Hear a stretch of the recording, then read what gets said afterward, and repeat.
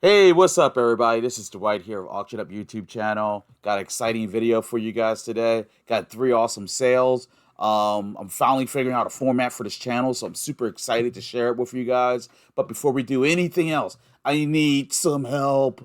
Please, please hit that like button. You have no idea what kind of blessing that is for me. Because the more likes I get, the more YouTube places my channel in front of new viewers, and I need your help. So please take a second, hit that like button. And while you're at it, subscribe. Why not? Hit the subscription button and hit that little bell notification. That way you'll be notified whenever I upload a new video. All right. Well, this video is going to be a pretty cool one, guys. We're going to dive right into it if you don't mind, just straight into it. So what I want to do is I want to talk about some of the items I've sold recently, like literally within the last day or two. And I want to discuss the history behind them just because it's cool. At least it's cool to me. Hopefully, it interests you also. All right. So first things up. Sorry. First item up, guys.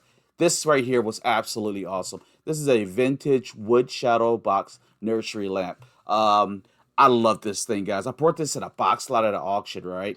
And I literally paid like $3 for like 5 or 6 lamps, and this was one of them. And it was actually a really good buy that day. But this lamp, I didn't even pay any mind to it. And what it is this is a vintage Rudolph the reindeer. He led Santa's sled one night. Anyway, this lamp here, I was just in it. I paid literally $1 for multiple lamps, like 5 or 6 of them, and I couldn't. I tried to research this lamp online like the Dickens, and I could not find this freaking lamp anywhere. So what we did is we listed it for auction, and Lord behold, it sold for 70.19. We started at $30, and I mean this absolutely made my day, guys. Yeah, that's why I love what I do. But anyway, I really thought this lamp was pretty cool. It actually plays music, and this the way it lights up. Let me see if I can do this here. And this is the way it lights up inside and all, and the fact that it has a little music box inside of it. It's just really cool, guys. But yeah, so that's sold for 70.19. And let's take a quick dip and let's learn a little bit about Rudolph and what made his nose so bright. So, a little history behind Rudolph. Let's see some key facts here. Rudolph was created in 1939 by Robert L. May, an advertising copywriter for the Montgomery Ward department store. My dad used to work there when I was a kid growing up. May was asked to create a Christmas storybook that the store could give away to customers. May drew inspirations from the tale and poem The Ugly Duckling as he created the character of Rudolph, an outsider reindeer who is mocked for his shiny red nose but ultimately saves Christmas. Man, I have so many memories of watching that cartoon as a kid growing up.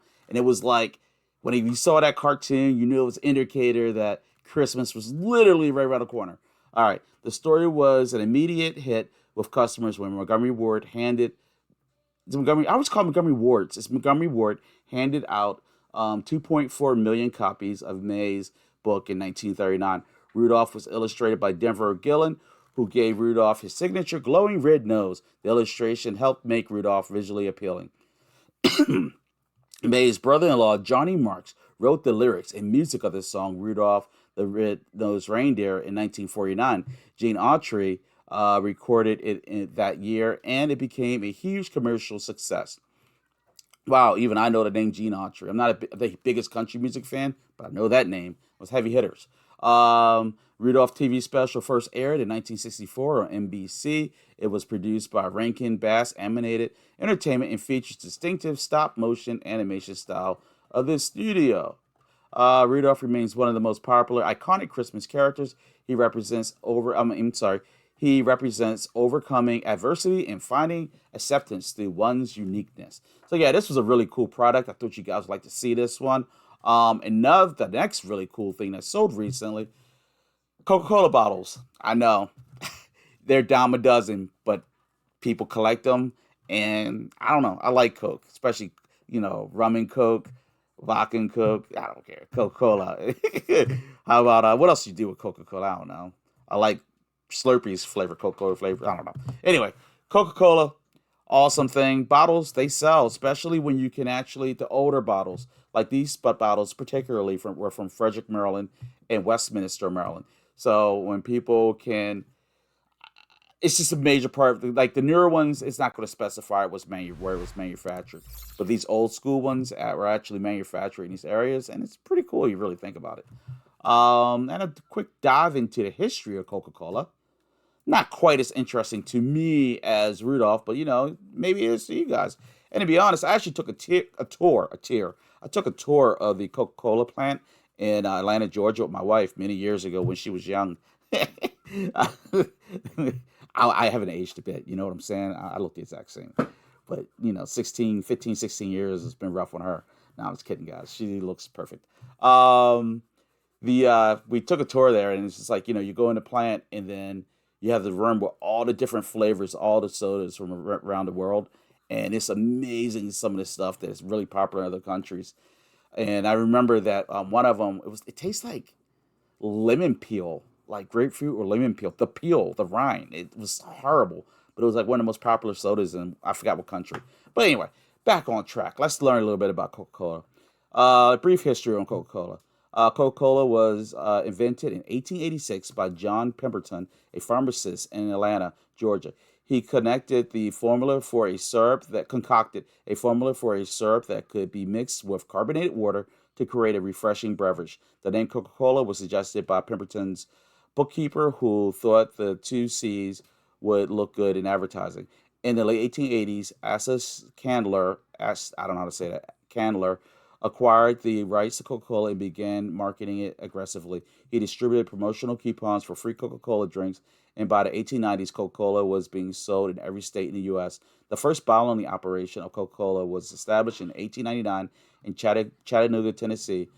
This allowed the drink to be distributed more widely beyond soda fountains. Coca Cola iconic contoured bottle shape was developed in 1915 to help Distinguish it from imitators. By the 1920s, Coca Cola had established itself as an iconic global brand. During World War II, Coca Cola proclaimed itself a moral booster for U.S. troops, and Hershey, I know Hershey also was, establishing bottling operations overseas to supply them with Coke. This further expanded its global reach. In the 1950s and 60s, Coca Cola expanded its product lineup, introducing brands like Fanta, Sprite, and Tab. However, its flagship Coca Cola drink was remained the most popular. All right, cool. All right, so yep, so I got these bottles. They were, I don't know, I got them very cheap. They sold for 1870 recently. It was a cool little sell, very easy to ship. Hope the people are gonna be really happy with them when they get them. And these sold, guys, Avon. If you ever been to an estate sale or auction or yard sale of older people, Avon, always a ton of Avon, was so popular back in the day. Apparently, these ducks, these are vintage Avon duck. What do they call them? Vintage Avon Duck Collector Series. They're metal paperweights, little decoy ducks. They're collectible. People collect them, and my wife had me list them, and I didn't think they would sell, but sure enough, people truly do collect them. So I'm glad I did list it. I list them. Let's see. This one was made in 1984. It says. Let's see here. Let's learn a little bit about these ducks very quickly. Try to keep these videos not being too long. Avon ducks are collectible figurines and other decorative items produced by the Avon Products Company. They were first introduced in 1979 as a promotional giveaway item for Avon representatives and customers. The original Avon duck was a simple mallard decoy figurine made of stone resin. It was designed by artist Peter Head and became hugely popular, leading Avon to produce new duck designs each year. Over the years, Avon has released hundreds of different duck designs, including endangered species, holiday themes, floral motifs, Americana, and tie-ins with pop culture. Some of the most popular include the Dickens Carroll ducks and the Golfer duck and the Angel duck. Ducks are manufactured in Taiwan and China. Let's see. Avon ducks collecting became a widespread craze in the 1980s and 1990s. Enthusiasts joined clubs, traded ducks, and attended conventions across the United States. It began declining in popularity in the 1990s. Wow, it's amazing some of this stuff. Like this was like huge. This was like I can imagine. I don't want to say there was conventions for duck collectors. Kind of awesome. Avon duck collectors. But anyway, so definitely learned something there. Oh, let's see. The ducks have become iconic collectibles and remain Avon's largest continually produced product line with millions sold since 1979. They represent Avon's legacy and longevity in direct sales marketing, which direct sales marketing is it's the best word of mouth. It's the best way of marketing you can have. But anyway, all right. So I hope you guys enjoyed this video. I know you already hit that like button. I really want to thank you. If you get a chance, go ahead and check out the description. Go to my eBay and Etsy store. Maybe you'll see something that you like and help a brother out. And leave a comment. YouTube also loves comments. They love them to death. I need to get more traffic so we get this channel going and we can grow together. But until next time, stay blessed. All right, guys. Peace out.